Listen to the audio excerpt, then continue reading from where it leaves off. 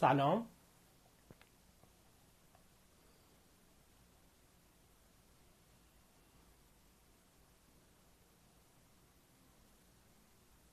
برای اینکه زودتر شروع بکنیم من اینجا هستم که در واقع پرسش‌های شما رو پاسخ بدم. اگر سوال یا ابهامی در خصوص استارتاپ ها دارید تا اونجا که بتونم و ذهنم در واقع کفاف بده، ذهنم در واقع یاری بکنه، من پاسخ میدم. بنابراین میتونید همین الان پرسشاتون رو یکی یکی همینجا بپرسید و من هم پاسخ میدم. چشم، من ایمیل ها رو هم جواب میدم. یه دوستی نوشتن که ایمیل ها رو جواب بدید. چشم، من راستش همیشه حدود 200 خورده ای 100 خورده ایمیل نخونده دارم. بله، دوستی که در مورد استارتاپ خودم پرسیدن، من 2 تا استارتاپ داشتم. البته خیلی سال پیش، قبل از اینکه بسیاری از مردم اسم استارتاپ رو شنیده باشن. جفتش هم تو حوزه کلاود بود. یکیش در واقع پرایوت کلاود اینفراستراکچر سرویس بود اولی، و دومی هم یه نرم افزار ساس. رضا جان باشه، تو من چون نخوندم نمیدونم ایمیلتون چیه، ولی میخونم ایمیلتون رو، به هر حال باید بخونم. در مورد ترند ها من پیشنهادم اینه که اصلا دنبال ترند نرید. یه دوستی پرسیدن که ترندهای روز استارتاپ ها، من اکیداً توصیه میکنم که اصلا دنبال ترند نرید. دنبال یک مسئله، یک پرابلم برید، یه پرابلم واقعی توی ایران که واقعا حل نشده و اگه حلش کنید مردم براش پول خواهند داد، دنبال اون برید. کلاس حضوری رو نخوندم. کمی در مورد بذار جمله رو کامل بکنم. همطور که عرض کردم، اکیداً پیشنهاد من اینه که دنبال ترند، دنبال این که در واقع بقیه چی کار میکنن نباشید. نمیدونم این در واقع بنابراین ببینید مسئله، پرابلمی که واقعا حل نشده، پینی که مردم حاضرن براش پول بدن پیدا بکنید. در مورد شتاب دهنده ها، واقعیت اینه که ما تعداد شتاب دهنده از نظر تعدادی خیلی زیاد داریم، ولی بخش کمیشون واقعا ارزش اضافه میکنن. به من اجازه بدید که اسم نبرم ولی فقط برای اینکه بدونید، ما الان بیش از حدود 60-70 تا فکر کنم روی کاغذ شتاب دهنده داریم و از این 60-70 تا شاید 20 تاشون جدی فعالن، از این 20 تا شاید 5 تاشون ارزش واقعی ایجاد بکنن. عرضم به حضورتون که بنابراین به نظر من بررسی بکنید که آیا شتاب دهنده بهتون ارزش ایجاد میکنه یا نه. به نظر من اگر تجربه قبلی استارتاپ ندارید یا توی استارتاپ نبودید یا تجربه کارآفرینی ندارید، توی شتاب دهنده خوب شرکت بکنید. عذرخواهی میکنم، ولی بهترین راه فهمیدن این که چه شتاب دهنده خوبه هم اینه که برید از 3-4 تا کارآفرین دیگه بپرسید. یک دوستی دوبارم پرسیدن، نوشتن میزان گرفتن فاند یا همون سرمایه توی دورها یا راوندهای A و B چقدر. ببینید، من تو همون کانالم، نمیدونم کانالم عضو هستید یا نه. اگر کانالم عضو نیستید، همین آیدی من قانمزاده که توی اینستاگرام هست، همون آیدی کانالم هم هست توی تلگرام. توی یک پستی من نوشتم که به طور معمول توی هر راوند شما چقدر میگیرید. توی پریسید که من باز تکرار میکنم، توی پریسید که تو پیش شتاب دهی، ببخشید تو شتاب دهنده اینا میشه، ولی ممکنه از جای دیگه بگیرید، از دوستان بگیرید، از فامیلتون بگیرید. حدود 25 تا 50 میلیون تومان ممکن از انجلا بگیرید. توی راوند سید که معمولا از وی سی ها یا انجل گروپ ها یا گروه های انجل ها گرفته میشه، معمولا بین 200 تا 600 میلیون تومنه. توی راوند A حدودا 1 تا 3 تومنه و همطور میره بالاتر. پیشنهاد من به شما اینه که اونقدر که لازم دارید برای یک برهه. مثلا میگم اگر نه تو ایران بیشتر نمیگیرن از این. عرضم به حضورتون که اون دوست که نوشتن اینجوری نمیشه سوالاتمون جواب بدید چیز بکنن، یکم صبر کنن من یه سال جواب بدم بعد چیز بکنم دوباره بپرسن. عددا بیشتر نیست، گرچه استثناء هم داریم، ولی توی سیت همونطور که عرض کردم حدود 200 تا 600، ولی من 800 هم دیدم. توی A به ندرت کسی بیشتر از 3 تومن میگیره. اعداد الان شما شیپور A یا B شو ندیدید، راوندهای خیلی دیرتر شو دیدید. اولین بار که میشنوید لزوما راوند Aش نیست. فرق نمیکنه برای استارتاپ های مختلف، خیلی فرق نمیکنه، ولی توی های تک ها اونایی یا دیپ تک بگیم اعداد بزرگتره. میثم جان خودت بهتر از من میدونی، مثلا اگه توی سخت افزار باشه، توی بایو باشه، توی نانو باشه، مهدی جان سال نوی تو مبارک باشه، اعداد بزرگتره. من سوالتون میخواستم جواب بدم ولی یکی دو سالو یادم رفت این وسط. بنابراین دورهای مختلف با هم فرق میکنه، کسب و کارهای مختلف فرق میکنه. من اعدادی که گفتم باز تاکید میکنم اعداد برای چیز هست، اعداد برای حوزه آیتی هست، تو حوزه‌های مختلف تو حوزه‌های دیگه فرق میکنه. من به شخص مهدی جان سراغ ندارم کسی رو که استارتاپ ویزا گرفته باشه، ولی میتونید با سرچ پیدا کنید. الان کشور مختلفی هستن که استارتاپ ویزا میدن، از جمله فرانسه، جای روش‌های دیگه هم هست برای گرفتنش، ولی اجازه بدید که من صحبت نکنم. من منظورتون از امکان سنجی رو متوجه نمیشم. احیانا منظورتون از اعتبار سنجی استارتاپ. امکان سنجی ما معمولا ترجمه میکنیم فیزیبیلیتی استادی، ولی اعتبار سنجی ولیدیشن میشه. من در مورد استارتاپ ویکند اجازه بدید فعلا صحبت نکنم، بعد آخر کار در واقع راجبش دوباره صحبت میکنم. ولی اعتبار سنجی روش های مختلفی داره. باز من خودم قائل به روش لین استارتاپ یا استارتاپ ناب هستم. چه توی توییتر هم باز همین آیدی قانمزاده هست، اگر فالو میکنید. کانالم هم همین آیدی قانمزاده هست، پیشنهاد میکنم فالو بکنید. و همینطور بلاگم کسب و کار نرم افزار بیزنس آف سافر داتایار بارها راجع به این نوشتم. ببینید اعتبار سنجی تو استیج‌های مختلف خیلی فرق میکنه، ولی اگر در استیج ایده هستید، کلا همیشه اینو به صورت کلی بگم، شما همیشه باید اول به مشتری رجوع کنید، همیشه تمرکز بکنید روی مشتری. بنابراین این یادتون باشه، همیشه تمرکز بکنید رو مشتری، چون قرار مشتری بهتون پول بده، قرار برای مشتری ارزش ایجاد بکنید. خب وقتی میخواید اعتبار سنجی بکنید،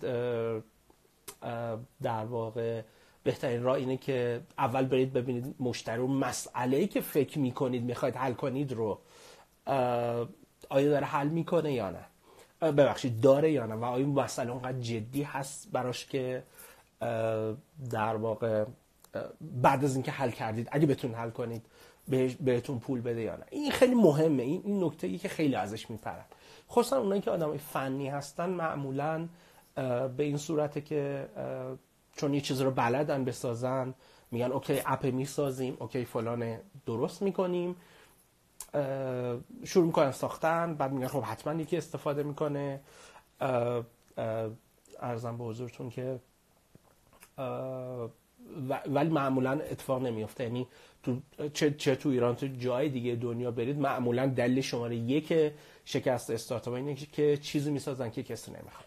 یه حرف خیلی چی میگن نخنما شده، یعنی اینقدر ما اینو زدیم، ولی برای من جالبه که بسیاری از استارتاپ ها اعتبار سنجی یا در واقع ولیدیت نمیکنن در واقع استارتاپشونو. ایدهشون رو و بعد میرید مراحل بعد. این رو من فکر کنم پیشنهادم اینه که کتاب برای شروع البته کتاب رانینگ اشموریا رو بگیرید. البته ترجمه هم شده، دوستان لطف کردن برای من فرستادن، من هنوز در واقع نخوندمش و لطف کردن برای من فرستادن، چک میکنم. همینطور کتاب تست مامان پینگونیا رو پیشنهاد میکنم بخونید، خیلی خیلی کمک میکنه بهتون که بتونید در واقع بهتر با این بحث آشنا بشید. دو تا دوستان در مورد تفاوت کانورتیبل در واقع نوت با پرایس راوند پرسیدن، من اینو جواب بدم. ببینید خود آمریکا هم خیلی راجع به این بحث هست، ولی به صورت کلی من این کلی رو بهتون بگم. ما به صورت کلی اکوسیستم استارتاپیمون تو آیتی و بعدن لیست کتابا تو کانال هست. توی کانال چیز هم برید، تو کانال تلگرام هم برید، یک سری کتابا رو به ترتیب نوشتم.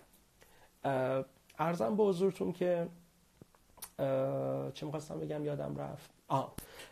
کانورتیبل نوت اونجا هم ابهام داره، ولی تو ایران خیلی بدتره، به این خاطر که متاسفانه من دیدم کانورتیبل نوت هایی میدن که اصلا ماهیت وجودی کانورتیبل نوت رو زیر سوال میبره. لااقل یکی دوتا کیس من دیدم. ولی اصولا کانورتیبل نوت برای انجل راوند ها خوبه، یا موقعی که نمیخواهید با در واقع سرمایه گذار سر پرایسینگ، یا ببخشید میگم پرایسینگ، والویشن یا ارزش گذاری استارتاپتون در واقع جدل بکنید. مزیت‌های خاص خودشو داره، معایب خاص خودشو داره. توی آمریکا دوستان نهاد مثلا خود وای کامبیناتور اومده سیف رو داده که یک تمپلیت برای کانورتیبل نوت. 500 استارتاپس اومده کیس رو داده با دابل اس KISS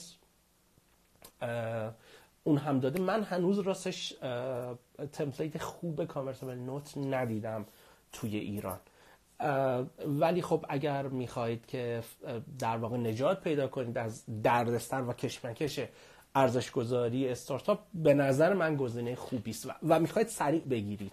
یعنی گزینه سریع گرفتنه یکی از گزینه‌ها این که سریع با یک سرمایه گذار، میخواد انجل باشه، انجل گروپ باشن، یا حتی یه ویسی الی استیج باشه، همون چیز هست.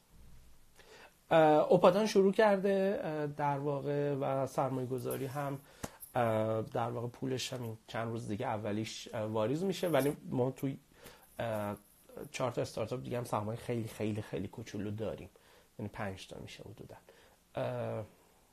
لبیک، حالا نمیدونم چون لبیک گفتید ولی جبه لبیک بله خیلی دارن. منظورم از این که چیز هست اینی که پابلیک نیست که بشه دیدش، همه دارن.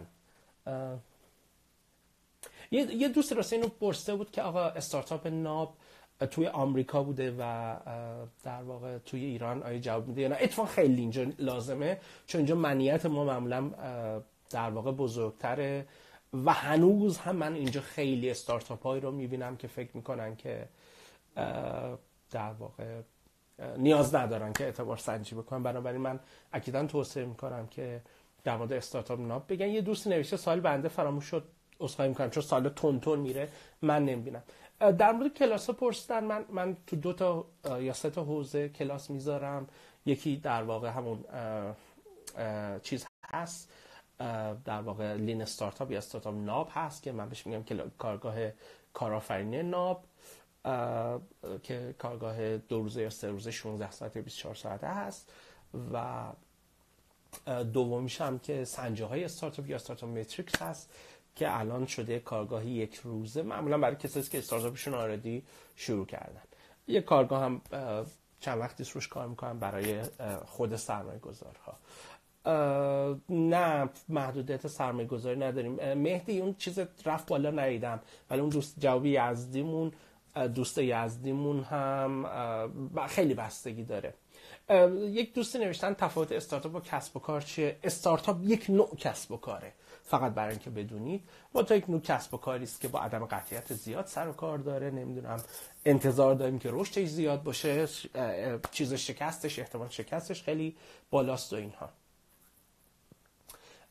یه دوستی نوشتن که اگه نخوایم بریم شتاب دنده میشه فرامردی رو چک. بله، هیچ وحی منزل نیومده که حتما شتاب دهنده باید برید، باید کتاب بخونید، دوره برید، دوره آنلاین. گرچه شتاب دهنده برید این کار رو باید بکنید، اشتباه نشه و سعی کنید از بقیه کمک بگیرید. من یه لایو دیگه انشالله به زودی خواهم گذاشت در مورد نقش ادوایزر و چرا استارتاپ باید ادوایزر داشته باشه. ولی فارغ از این بحث شتاب دهنده، الانم دوباره برمیگردم به شتاب دهنده، خیلی باید کتاب بخونید، این خیلی مهمه. و بحث بعدی که وجود داره اینه که همونطور که عرض کردم پیشنهادم، ببینید من با هیچ شتاب دهنده‌ای نه سهام دارم نه الان که خدمتتون هستم نه چیزی هستم، ولی دوستانی که تجربه راه اندازی استارتاپ قبلی دارن یا تو استارتاپی بودن قبلا، پیشنهادم اینه که تو شتاب دهنده برن. ولی دوستایی که تجربه ندارن، پیشنهادم اینه که تو شتاب دهنده برن. ولی اگر تجربهش رو دارید، تجربه استارتاپ قبلی دارید، احتمالاً شتاب دهنده خیلی ارزش زیادی ایجاد نمی‌کنه. باز هم تاکید می‌کنم دوره برید، یوتیوب ببینید و دوره فیزیکی، دوره آنلاین، ویدیوهای یوتیوب، سخنرانی‌ها، کتاب. بله استارتاپ‌هایی هم که توی شهرهای دیگه باشن شانس موفقیت دارن، هیچ ربطی نداره، بستگی داره چجور شروع کنن. بهترین زمان برای ورود شتاب دهنده بستگی داره که شتاب دهنده کمپ یا پیش شتاب دهنده داشته باشه یا نداشته باشه. ولی بهترین موقعی که شما یه MVP درست کردید، اعتبار سنجی اولیه رو هم انجام دادید، ترجیحاً حتی کوفاندرتون هم پیدا کرده باشید. گرچه استارتاپ‌های زیادی تو ایران و خارج بودن و هستن که توی شتاب دهنده کوفاندرشون رو پیدا کردن. مهدی جان، اوپاتان تو حوزه آیتی سرمایه گذاری میکنه این جنرال، ولی توی حوزه سرمایه گذاری نمی کنیم چون تخصص نداریم، مثل بایو، نانو، سخت افزار سرمایه گذاری نمی کنیم. برای شروع دوباره بفرستید، سالتون رفت بالا. برای شروع من باز تکرار میکنم، یه تعداد کتاب توی کانال تلگرامم معرفی کردم، همون آیدیم همون قانم زاده هست، با هیچ آخرش همین آیدی همین اینستاگرام هم هست. ولی برای شروع 2 کتاب رانینگ لین و کمتا که عرض کردم ترجمه شده و کتاب تست مامان پینگونیا رو معرفی میکنم. خب اینو پرسیدن دوستان، من جواب دادم در مورد تعداد سرمایه‌گذاری‌ها. من هیچ اصراری واسه شتاب دهنده ندارم، توضیح هم چندین بار دادم که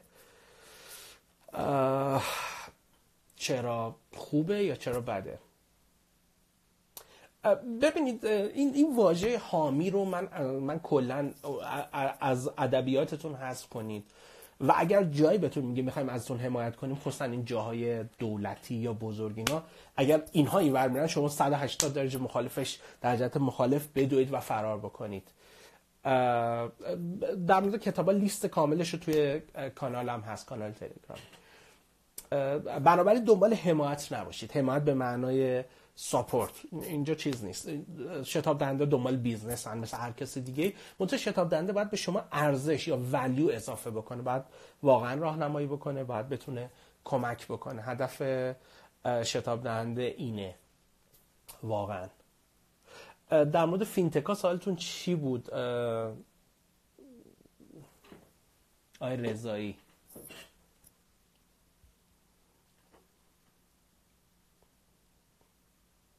من آب بردارم.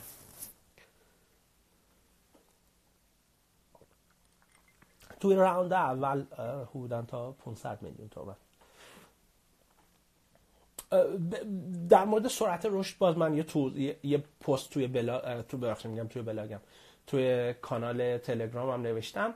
به طور متوسط ویک آور ویک بهترین سرعت رشد هفته نسبت به هفته قبل حداقل 5% ما انتظار داریم. ولی بعضی از استارتاپ ها سرعت رشدشون خیلی بالاتره، بعضی از استارتاپ ها ابتدای کار خیلی رشدشون پایینه و همه جای دنیا هم باید باشن. این حرفی که میزنم حالا آنلاین هم هست، سیو هم میشه، برام خیلی خوب نیست. اول دنبال مجوز نباشید، اول دنبال این باشید که ببینید یه مسئله رو چه توی فینتک چه توی هر استارتاپ دیگه یه مسئله واقعی رو دارید حل میکنید. آیا بعد از که MVP تون رو دادید، بعد از که محصولتون رو دادید، آیا اصلا کسی اساساً محصول رو از شما میخواد یا خیر، و بعد دنبال مجوز و اینها برید. چون من استارتاپ دیدم 1 سال دنبال مجوز بوده، کلی دفتر دستک داشته، معاونت حقوقی گرفته فلا اینا و پولاش تموم شده و هیچ محصول هم نداده بود بیرون. خب طبیعتاً کسی هم حاضر نبود. محصولش هم جوری بود که آیتی بود، کسی هم حاضر نبود روش سرمایه گذاری کنه چون کلی هم رقیب داشت. 5 تا یکی رو اولین چکش هفته دیگه امضا میشه، 4 تا هم همونطور که عرض کردم سرمایه خیلی خیلی کوچولو توشون داریم. ابوالفضل جان مخلصم.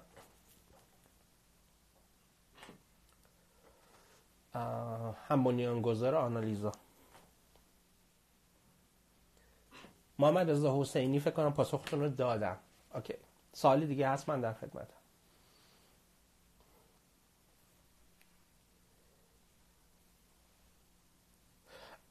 ببینید من هم کتاب استیو بلانک رو دارم، هم اصلش رو دارم، خودش لطف کرد مجانی برای من امضا شده فرستاد، و هم 2 تا کتاب اوستر والدر رو دارم باز خودش برای من فرستاده. ببینید کتاب استیو بلانک خیلی پیچیده است، بیش از حد پیچیده‌اش کرده. کتاب خوبیه، پیشنهاد میکنم بخونیم.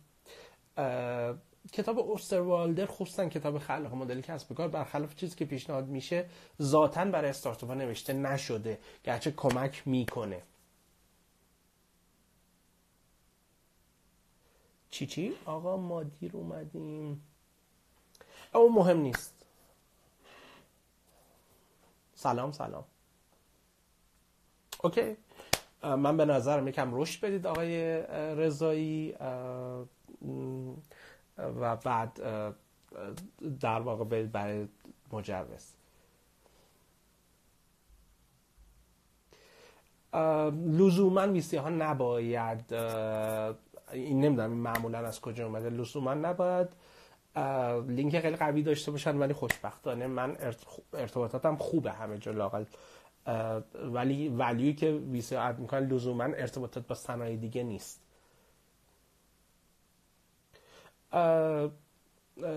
کریستیان من نمیدونم اسم چیه، خیلی هم با من محاوره داری و اسم تو نپرسم.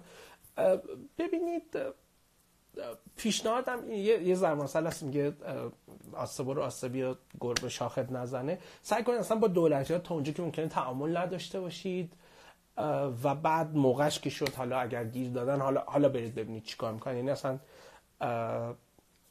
هر چی میتونید ازشون خودتون رو دور نگه دارید، خصوصا اگه میگن میخوان ازتون حمایت کنن ازشون دور باشید. هر چی دورتر باشید کمتر آسیب میبینید، خصوصا وقتی کوچیکید. در موقعی که لازم شد میفهمید که اگه به یه جای خوبی رسیده باشید سعی کنید تا یه جای زیر هر راداری باشید، زیر حتی مجوز هم من باز پیشنهاد میکنم موقعی که لازم هست برید مجوز بگیرید، ابتدای کار لازم نیست.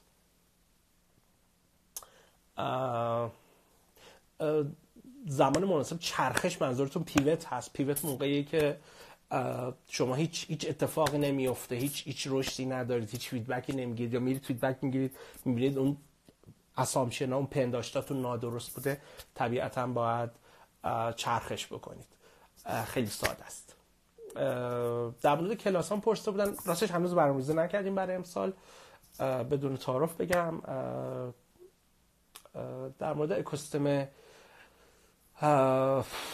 عقیل، ببینید ما واژه به اسم نه عرض کردم 5 تا الان، یعنی تعدادم بیشتر است، امیدواریم بتونیم سالی 12 تا 14 تا بشه. اول جا ما چیزی به اسم اکوسیستم استارتاپی ایران نداریم. از نظر فنی اکوسیستم استارتاپی شهرهای مختلف هستن. درسته خیلی راستش رو بهتون میگم، خیلی از این حرف من ناراحت میشن، ولی اولی که کل اکوسیستم های استارتاپ ایران همشون جوونن، همشون نابالغن، بالغ ترینشون که باز نابالغه تهرانه. به غیر از تهران هم من فقط 4 تا شهر دیگر رو میبینم که پتانسیل این که یه اکوسیستم استارتاپی خوب بشن رو دارن. اجازه بدید اسم نبرم چون دوستان بیشتر از این از من ناراحت میشن. بسیار از شهرهای ایران برخلاف تبلیغی که میشه پتانسیل در واقع اکوسیستم استارتاپی شدن رو ندارن به دلایل مختلف، یا اکوسیستم استارتاپی جذاب بزرگی نمیشن، ولی تو هر شهر میشه استارتاپ راه انداخت. دوره لین هم همونطور که عرض کردم هنوز برنامه نریختیم، ولی انانس میکنیم، هم توی کانال تلگرام انانس خواهیم کرد، هم توی ارزم به حضورتون که توی اینستاگرام و هم توی توییتر هم. پیشنهاد میکنم تو هر سه تا هم منو فالو بکنید. ببینید یه دوستی پرسن برای استارتاپ سوددهی اهمیت بیشتری داره یا تعداد کاربران؟ کاملا بستگی خودتون داره. بعضی استارتاپ اول تمرکز میکنن روی رشد، بعضی رو تمرکز میکنن روی سود، ولی من پیشنهادم اکیداً اینه که به ویژه تو ایران حتما به درآمدزایی برسید. ممکن درآمد داشته باشید زرده باشید، فرق میکنه، یعنی ممکن درآمدتون هم زیاد هم باشه سودده نباشید که هیچ زرده باشید، ولی حتما درآمد کسب بکنید. این خیلی مهمه. هر جایی غیر از سیلیکون ولی، سیلیکون ولی هم همه استارتاپ‌ها اینجوری نیستن. من خیلی روی درآمد تاکید میکنم، نه روی سود لزوما. قربان شما، ممنون. اوکی، سوال دیگه؟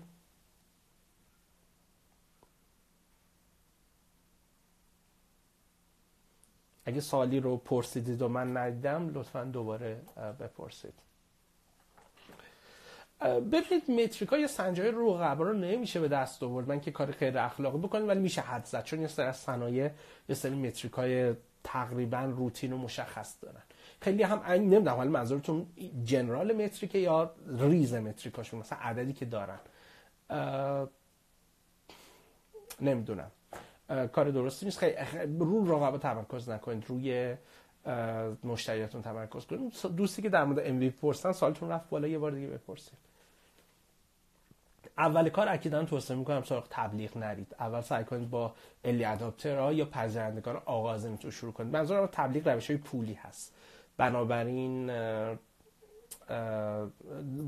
بازی پست توی کانالم در مورد پذیرندگان آغازین نوشتم که وصل میشه به لینک توی بلاگم.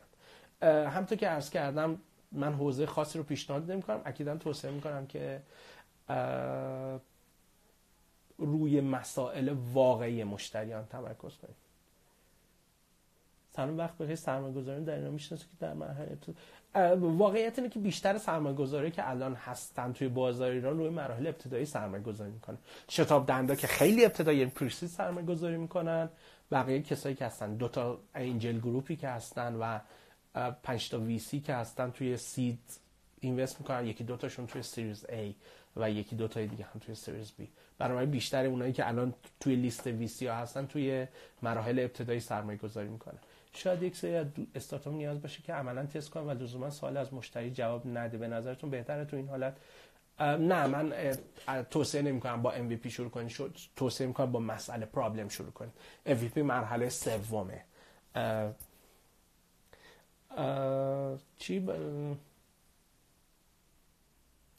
بله، استارتاپ‌های ایران هم توان وارد شدن به بازار بین‌المللی دارن.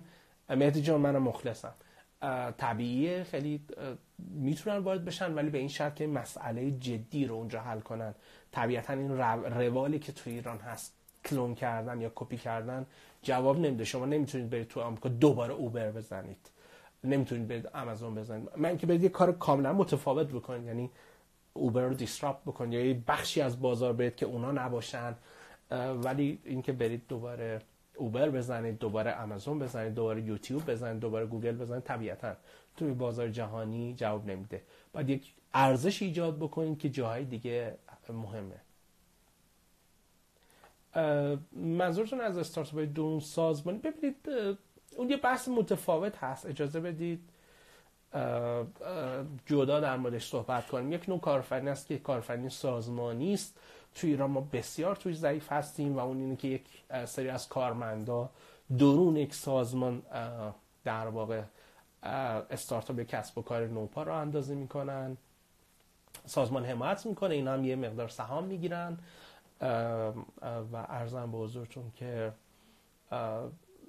خیلی در واقع چیز است، خیلی خیلی نوپاس. اینو میتونیم یه بار دیگه صحبت کنیم. استارتاپ استودیو یک رویکرد دیگه راه اندازی استارتاپه و اون اینه که یک نهاد، یک سازمانی، چه خصوصی چه دولتی چه نیمه دولتی،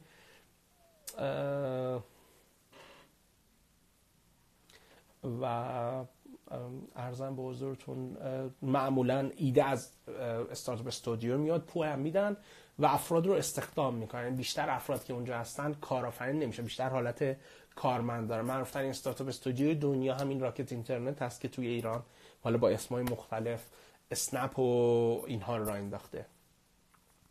من یادم نمیاد گفته بودم که تو حوزه فینتک زیاد نمیشه کاری کرد. فکر کنم گفته بودم زیاد کار نشده، وگرنه هنوز خیلی جا برای کار زیاده. متاسفانه هم میخوان برن یه کار بکنن و اونم هم میخوان برن تو حوزه پرداخت، در صورتی که فینتک حوزه‌های مختلفی داره. من پیشنهاد میکنم سخنرانی و اسلایدهای رضا قربانی عزیز رو ببینید. تو این مورد خیلی سخنرانی کرده، اسلاید داره، چندین کتاب ترجمه کرده. یه دوست دیگه پرسیدن برای جذب سرمایه‌گذار حتما باید به درآمد رسیده باشید. بستگی به استارتاپتون داره. اگه تو شتاب دهنده میرید لزوما نه، ولی استارتاپ‌های آیتی غیر از اونایی که دیپ تک باشن معمولا نیازه که به درآمد رسیده باشن. منظورم سوددهی نیست، باز سوددهی رو با درآمد اشتباه نکنیم. من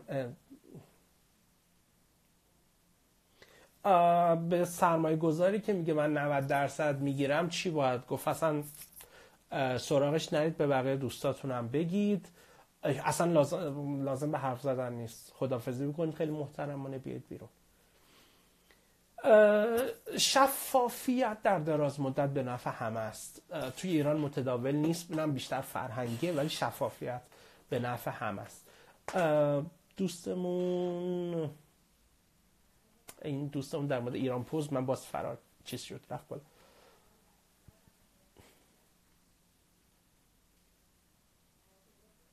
بوم اوکی خب اوکی آره خب بوم کاستومر فورسیز رو دارم. برای منظورتون متوجه نمیشم. توی کارگاه هم، کارگاه 3 روزه هم ازش استفاده میکنیم، ولی کارگاه دیگه نمیرسه.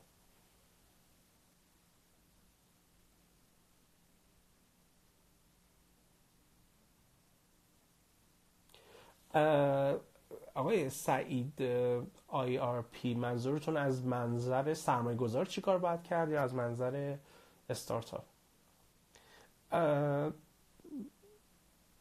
ابوالفضل این چشا چیه میفرسته؟ من نمیدونم چیه. چه موقعی برید سراغ؟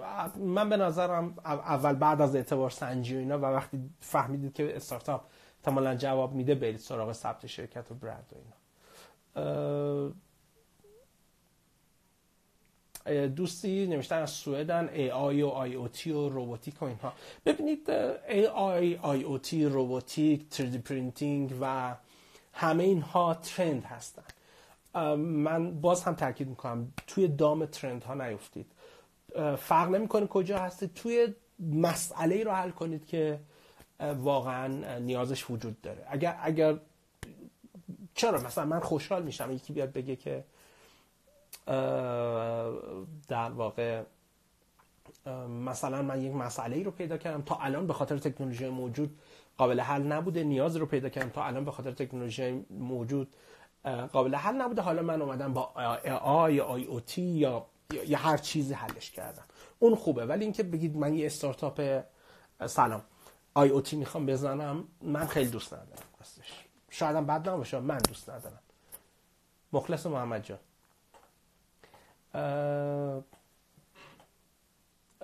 اول اینکه ما چیزی تو استارتاپ به اسم اسپانسر نداریم. اسپانسر برای کارهای تبلیغاتی است. منظورتون احتمالاً سرمایه گذاره. من خواهش میکنم این دوتا واژه رو با هم تفکیک بکنید. در واقع سرمایه گذار با اسپانسر یکی نیست. اسپانسر رو مثلا ممکنه من برای این برنامه بخوام بگیرم، برای پادکست بخوام بگیرم، برای یک نمایشگاه بخوام بگیرم. سرمایه گذار اون نیست که میاد پول میگذاره و در قبالش هم 1% از سهام شما رو میگیره. من توی حوزه گیم یا بازی هیچ تخصصی ندارم. بازی از اون حوزه است که ما سرمایه گذاری نمی کنیم. دوستی نوشتن چرا جواب منو نمیدید. موبن 7 آقا یا خانم موبن 7 یه بار دیگه بفرستید، سالا خیلی تون میره. سلام.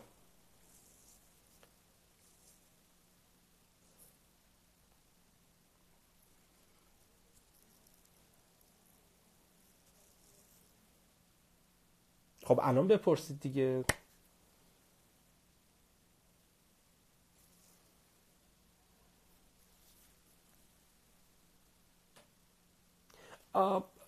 ببینید سرمایه گذاری استارتاپ بذارید یه روز دیگه راجبش صحبت بکنیم. یه بحث خیلی خیلی طولانی است. سرمایه گذاری رو استارتاپ با سالی ببینید شتاب دندم یک نوع سرمایه گذاره، منتها سرمایه گذاره برای مراحلی که استارتاپ دیگه هیچ چیش مشخص نیست، یعنی واقعا شکل نگرفته، حتی تو بعضی از استارتاپ کوفاندر مشخص نیست.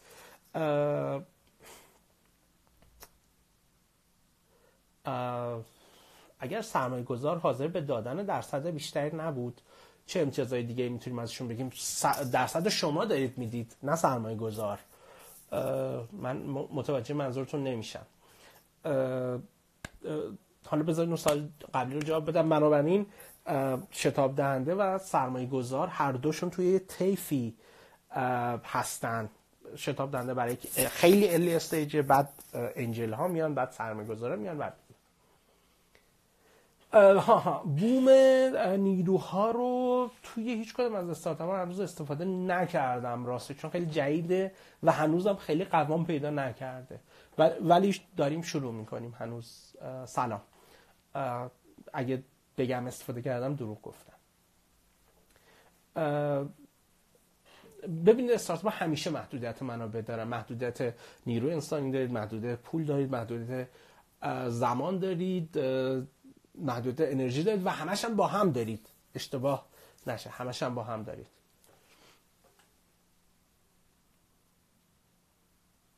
من نمیفهمم یه تیم که سیستم عامل طراحی کنن باید نیروهای مناسب پیدا کنن. من نمیدونم چرا میخواید سیستم عامل طراحی کنید، ولی باید نیروهای مناسب پیدا کنید. آقا یا خانم موبن 7 توی کانالم با همین آیدی قانمزاده هست که همین آیدی در واقع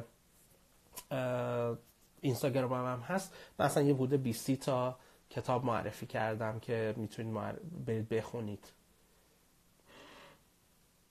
خب دوستی که پرسیدن بزرگترین ضعف استارتاپ ها چیه، به نظر من این که میرن چیزی درست میکنن که کسی نمیخواد. خیلی ساده است، ولی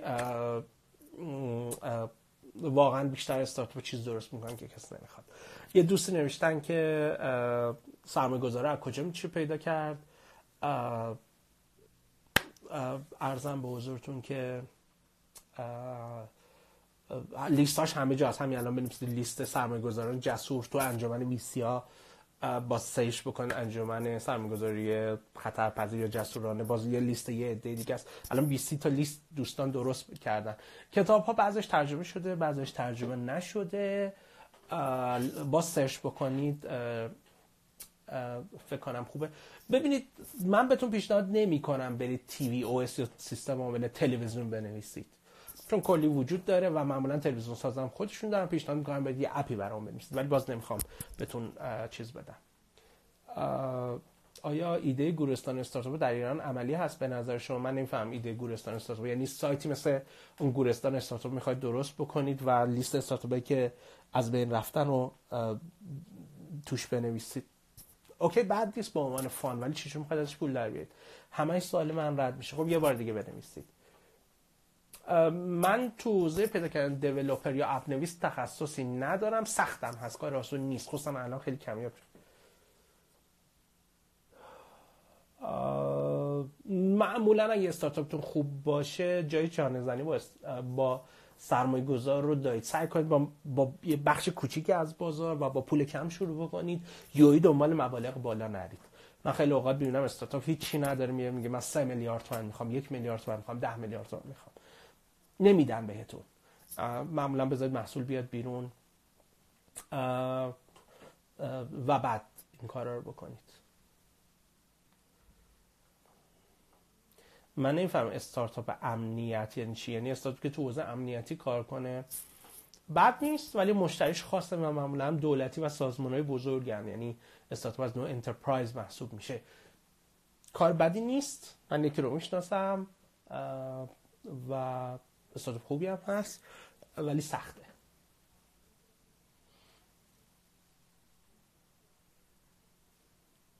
محصولات قدیم و جدید فینو لطفاً یعنی چی نفهمم. اگه فنی باشید بهتره. من تا حالا شتاب دنده ندیدم مدرک تحصیلی بخواد. ویسی هم همینطور. دیگه الان کسی خیلی مدرک تحصیلی من ندیدم. شاید بخوان ولی من ندیدم.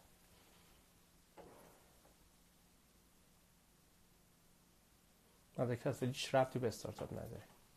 چه سختی‌ای داره؟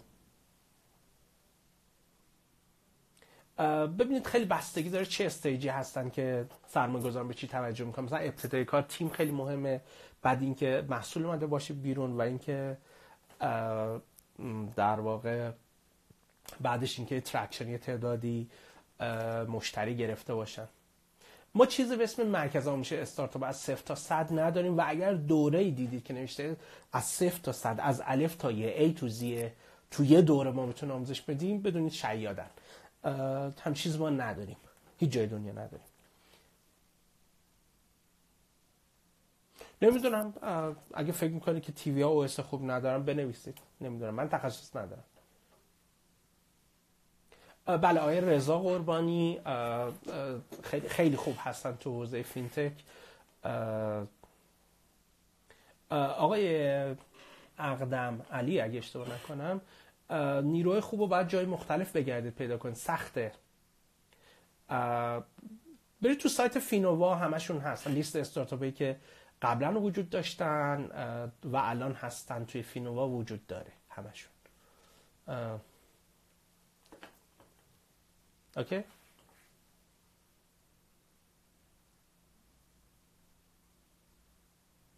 من بیش از 1 سالی که به عنوان مدیر فینووا دیگه نیستم، بیشتر تا پایین سال پیش هم مشاور بودم. حالا هنوزم مشخص نیستم سال باشم یا نه هنوز.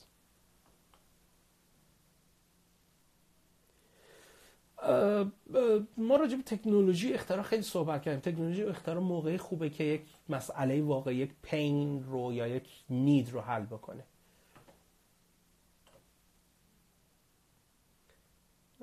خانم طاهری نمیفهم منظورتون چیه. استارتاپی که من دارم کار میکنم تعدادشون مختلفه، به خاطر اینکه تو اسکیل های مختلف کار میکنم.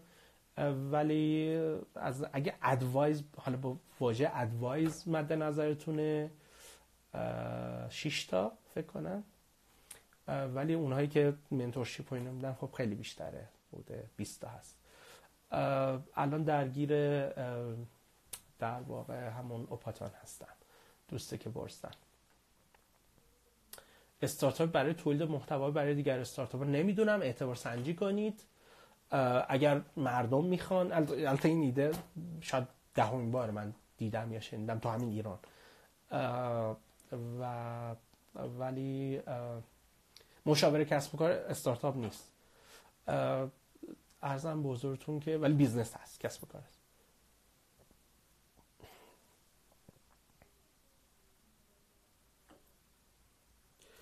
من اولین لایوم بود و این MVP بود. ولی احتمالاً مثلا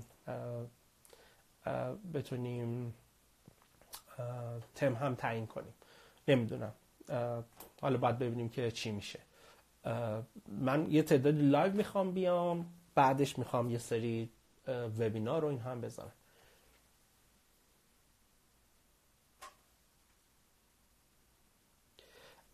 ببینید فرق نمیکنه کجای دنیا باشید، کاری هم به شهر نداره. اصولا برید مطلب الی اداپترها، پذیرندگان آغازین رو توی کانال تلگرام هم بخونید. همه تکنولوژی، همه استارتاپ با الی اداپترها شروع میکنن. توش همه آدم ها هم معمولا همشون همین جوری هن. یه دشون پذیرنده آغازینن، یه دشون محصولات کامل تر میخوان. شرکت هم همینطوره. خواهش میکنم انشالله بتونیم ادامه بدیم. بعد ببینم که فیدبک چه. من سعی میکنم اگر مثل دفعه پیش دستم نخوره سیو بکنم.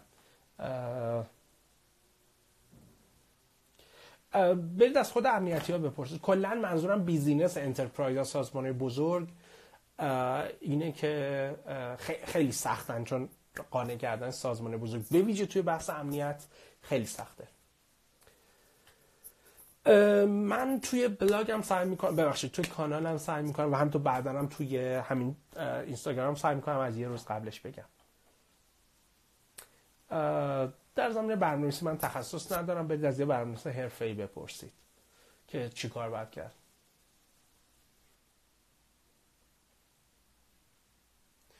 نه من عمدن لایو گذاشتم که تمرکزم رو هوا باشه. عمدن لایو گذاشتم. میشه روش‌های دیگه گذاشت برای پاسخ دادن، ولی اینجا واقعا میخوام لایوم به صورت محاوره باشه. آمار پیدا کردن سخته، خصوصا تو بحثایی که وجود ندارن، ولی باز من توصیف میکنم که اول باید اعتماد سنجی بکنید، بعد برید آمار رو اینها پیدا کنید. یه دوست نوشتم میزان سرمایه که نیاز داریم رو چجوری پیدا کنیم. این یکم طولانی، ولی من حالا یه توضیح خیلی خلاصه بگم. برای اون کتاب عرض کردم برید کانال من، همین آیدی من همین قانمزاده، همین آیدی اینستاگرام هم هست. برید توی کانال تلگرام هم فکر کنم یه 7-8 تا پست برید بالاتر هستش. میشه سوالات پایین و بالا برد.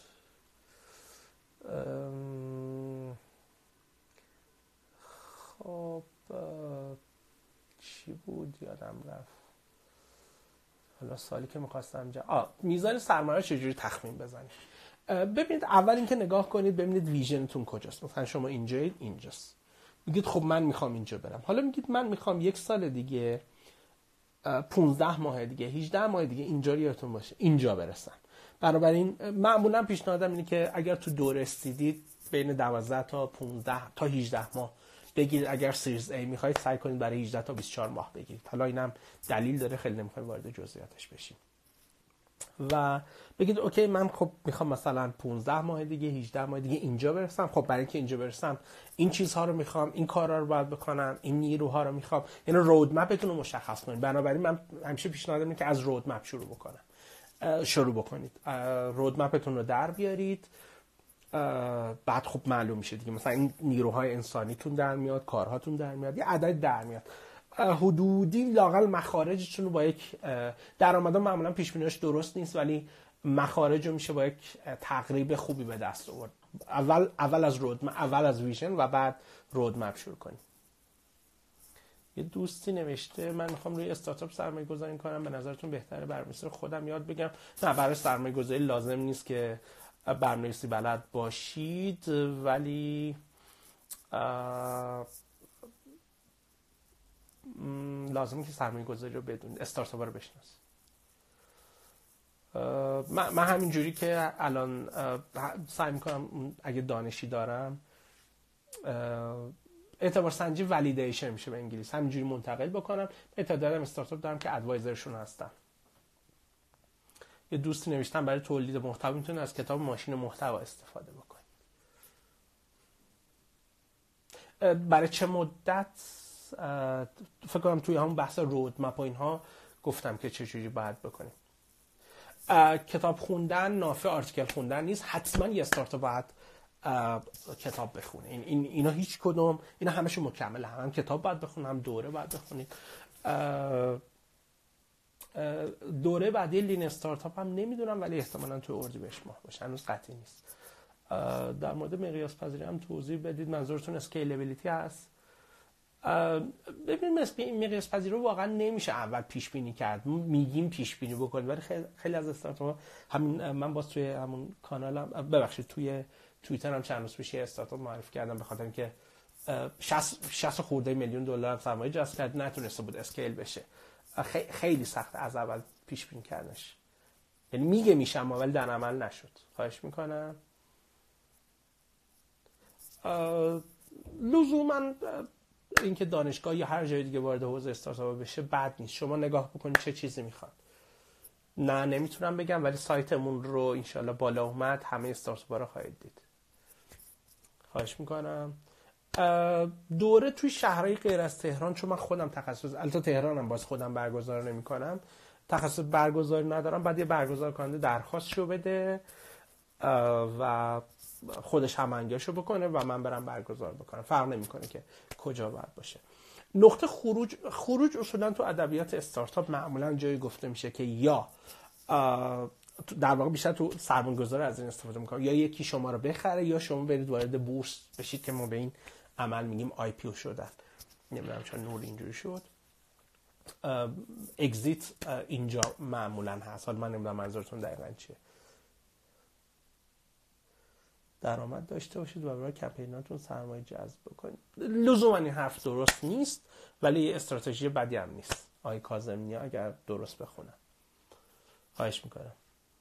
من فکر کنم دیگه تا 5 دقیقه دیگه سعی میکنیم، برای اینکه البته تایم نداره، نمیدونم چجوری هست، ولی الان حدود 50 دقیقه است داریم صحبت میکنیم.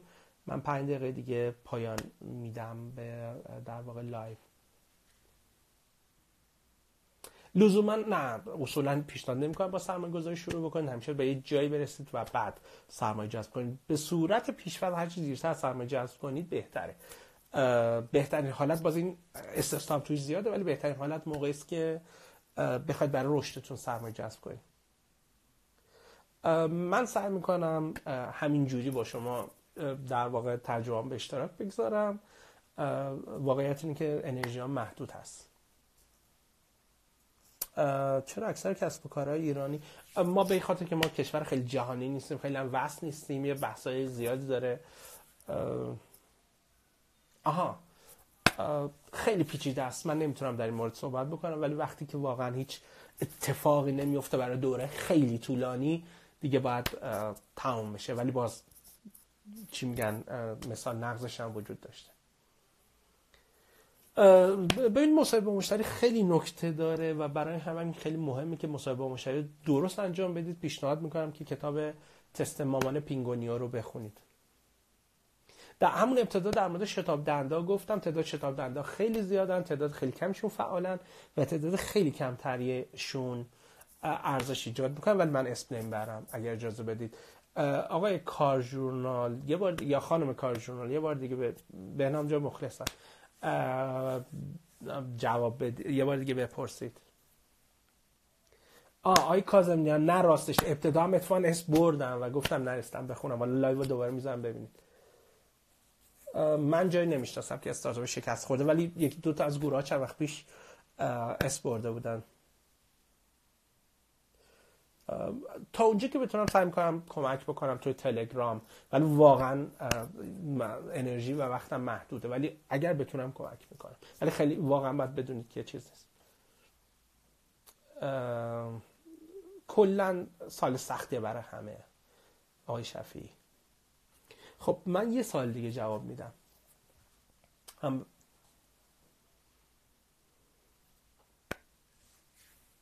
یه سوال دیگه فکر کنم نداریم، بنابراین دیگه تمام بکنیم.